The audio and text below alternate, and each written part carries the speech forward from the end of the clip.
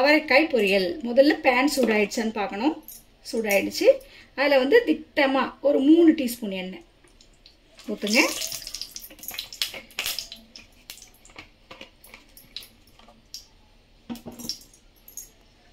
இது மட்டும்.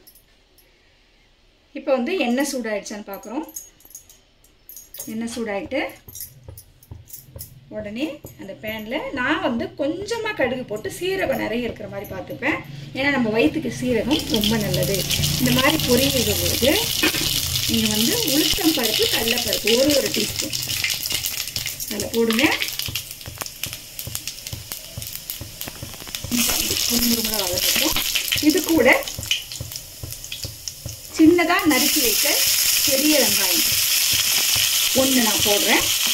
ஏன்னா 1/4 கிலோவுக்கு கொஞ்சம் அதிகமாக நான் இன்னைக்கு பொரியல் பண்ண போகிறேன். அதோட பச்சை மிளகாய் கொஞ்சம் நல்லா வதங்கட்டும். பாருங்க, தீயலை கருகலை.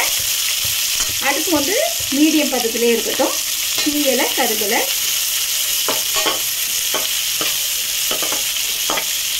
நல்லா வதக்கி விடுங்க.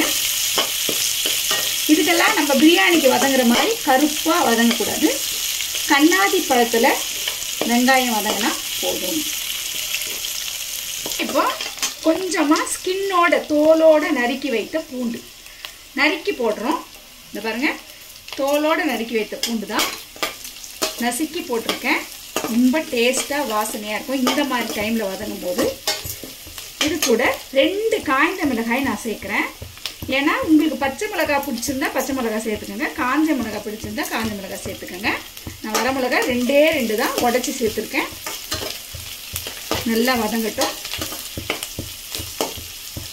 இந்த நேரத்தில் கலருக்காக தான் நான் தக்காளி சேர்க்குறேன். உங்களுக்கு ஆப்ஷனாக இருந்தால் நீங்கள் சேர்த்துக்கலாம். பாதி தக்காளி, சின்ன தக்காளியில் பாதி வெட்டி அதை சிறுமனாக நசுக்கி போட்டு கலர்ஃபுல்லாக இருக்கிறதுக்காக தான் சேர்க்குறேன். அவரைக்காய்க்கு தக்காளி சேர்க்கணும்னு அவசியம் இல்லை, சேர்த்தாலும் நல்லா தான் இருக்கும்.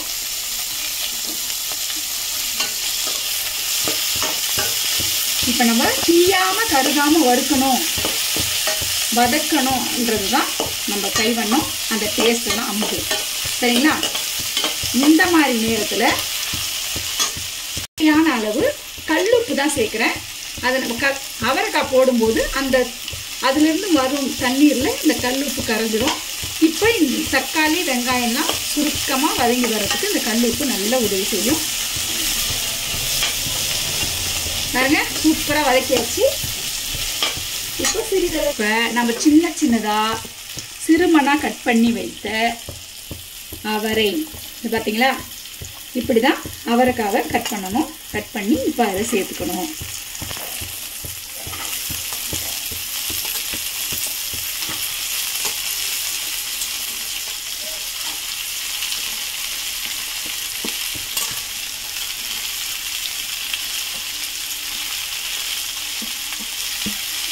சேர்த்துக்கங்க. நல்லா வதக்கி விடுங்க. பச்சை வாசனை போகிற அளவுக்கு வதக்கணுங்க. இந்த அவரைக்காய் பார்த்தீங்கன்னா அப்படியே பச்சையாகவே பச்சை கலர்லேயே நம்ம எடுத்துக்கலாம்.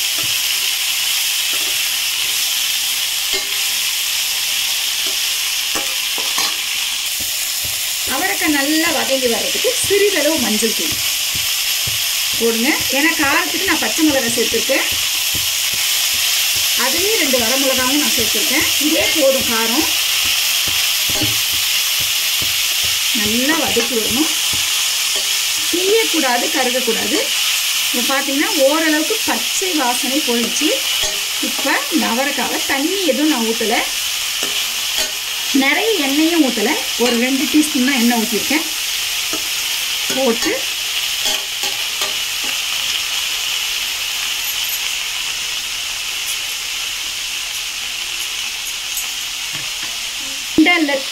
ரெண்டு அல்லது 3 டீஸ்பூன் எண்ணெயே போதும். பார்த்தீங்கன்னா எல்லாம் சேர்த்துட்டேன். இந்த மாதிரி நேரத்தில் ஆவரி வெளியே போகணும், ஆனால் உள்ளவே வேகணும். அதனால் நான் இட்லி குண்டானோட குக்கர் மூடியை தான் இதில் மூடுறேன். சரிங்களா? இதில் ஆவரி வெளியே போயிடும். அவரைக்காவும் வெந்து வரும். சிம்மில் வச்சு வேக வைக்கணும். கொஞ்ச நேரம் ஒரு 2 நிமிஷம் அல்ல 5 நிமிஷம் மூடி வச்சு எடுத்து பார்த்தீங்கன்னா பாருங்கள் பச்சையாகவே இருக்குது. கொஞ்சம் ஒரு அரைப்பதம் வெந்து வந்திருக்கு. நான் தண்ணி எதுவும் தெளிக்கலை, தண்ணியே ஆட் பண்ணல, அதுலேயே வெந்து வந்திருக்கு பாருங்கள். இன்னும் ஒரு 5 நிமிஷம் வச்சோம்னா போதும். நல்லா கிளறி விடணும். அந்த உப்பு போட்டது எல்லா பக்கமும் சாரணும், அவ்வளோதான். இந்த டைமில் தான் 2வது கட்டத்தில் தான் நீங்கள் என்ன செய்யணும்னா கொத்தமல்லியை தூவி விடணும். ஏன்னா அதோட சாறில் இறங்கும்போது டேஸ்ட் அவ்வளோ நல்லா இருக்குங்க. பாருங்கள் எவ்வளோ அழகாக வந்திருக்கு பாருங்கள். பார்க்கறதுக்கே ரொம்ப அழகாக கலர்ஃபுல்லாக அந்த பச்சையம் மாறாமல் அழகாக இருக்குது பாருங்கள்.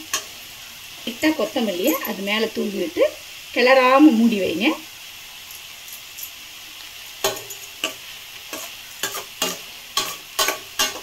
நான் வந்து இது வேர்க்கடலை அதோட ஒரு பூண்டு போட்டு வேர்க்கடலையை வறுத்துட்டு அதோட ஒரு பூண்டு போட்டு காய்ந்த மிளகாய் போட்டு ஒன்றும் பாதியமாக நசுக்கி அரைத்து இதில் போடுவேன். இன்றைக்கி நான் தேங்காய் தான் போட போகிறேன். இது பாருங்கள் வேகட்டும். இன்னும் ஒரு வெந்து வந்த உடனே நம்ம இறக்கி பரிமாறலாம். இருங்க பார்க்கலாம்.